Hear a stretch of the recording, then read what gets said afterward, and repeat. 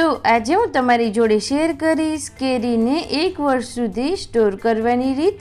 તે કેરીને સ્ટોર કરશો એટલે 1 વર્ષ સુધી કેરીનો કલર અને સ્વાદ બિલકુલ એવો ને એવો ફ્રેશ જ રહેશે, જરા પણ નહીં બગડે। તો હવે આ વિડીયો જોઈ અને આ વર્ષેની કેરી તમે આ રીતે જ સ્ટોર કરજો।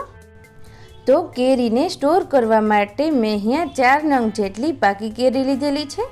તમારે જેટલી પણ કેરીને આખા વર્ષ માટે સ્ટોર કરવી હોય તે બધી કેરી લઈ શકો છો। તો પહેલાં તો કેરીને સરસ રીતે વોશ કરી લેવાની છે અને કેરીના સ્ટોરેજ માટે તમે જે પણ કેરીનો ઉપયોગ કરો તે જરા પણ બગડેલી ના હોવી જોઈએ, તે વાતનું ખાસ ધ્યાન રાખવું। તો પહેલાં તો આપણે આ રીતે બધી જ કેરીની છાલ ઉતારી લઈએ। ત્યારબાદ હવે કેરીને તમારે આ રીતે ક્યુબ્સમાં સ્ટોર કરવી હોય તો તેના માટે આપણે કેરીમાં ઊભા અને આડા આંકા પાડીશું। તમારે જેવડી પણ સાઇઝના ક્યુબ રાખવા હોય એ રીતે આંકા પાડવા। મેં અહીંયા મીડિયમ સાઇઝના રાખેલા છે। ત્યારબાદ આ રીતે આપણે કેરીને કટ કરી લઈશું। સેમ આ જ રીતે આપણે બધી જ કેરીને કટ કરી અને હવે તૈયાર કરી લઈએ।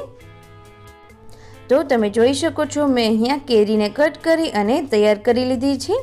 હવે કેરીને સ્ટોર કરવા માટે મેં અહીંયા આ રીતેનું જે પ્લાસ્ટિકનું બોક્સ હોય છે તે લીધેલું છે।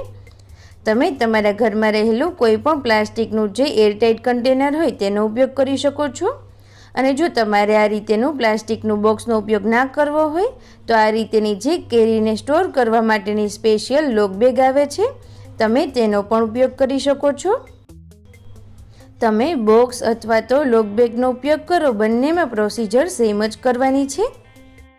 તો તમારે પણ આ જ રીતે જે પણ બોક્સ કે લોક બેગનો ઉપયોગ કરવો હોય તે લેવાની છે પહેલાં। અને મેં જે એક સિક્રેટ સામગ્રીની વાત કરી હતી તે આપણે લઈશું। તે સિક્રેટ સામગ્રી છે આ ખાંડ। જ્યારે પણ કેરીનું સ્ટોરેજ કરીએ ત્યારે ખાંડનો ઉપયોગ ખાસ એવો કરવાનો। ખાંડ આ રીતે બોક્સમાં નીચે એડ કરવાથી કેરી ક્યારેય પણ બગડતી નથી અને તેનો કલર અને સ્વાદ એવો ને એવો ફ્રેશ જ રહેશે। અને ખાંડ એક પ્રિઝર્વેટિવ તરીકે વર્ક કરે છે એટલે કેરી ક્યારેય પણ બગડતી નથી અને 1 વર્ષ સુધી આવીને ફ્રેશ જ રહેશે। તો નીચે એક લેયર પહેલાં ખાંડનું કરવાનું છે અને ત્યારબાદ તેના ઉપર આ રીતે એક થીક એવું લેયર આપણે પાકી કેરીનું કરીશું। જો તમારે આ રીતેની આખી ખાંડ ના લેવી હોય તો તમે દળેલી ખાંડનો પણ ઉપયોગ કરી શકો છો। તો આ રીતે આપણે એક કેરીનું લેયર કરીશું અને તમે જોઈ શકો છો કેરીનું એક સારું એવું જાડું લેયર થઈ જાય ત્યારબાદ ફરી વખત આપણે તેમાં ઉપર થોડી ખાંડ એડ કરીશું। આ રીતે ખાંડ એડ થઈ જાય ત્યારબાદ ફરી વખત આપણે કેરીનું લેયર કરીશું।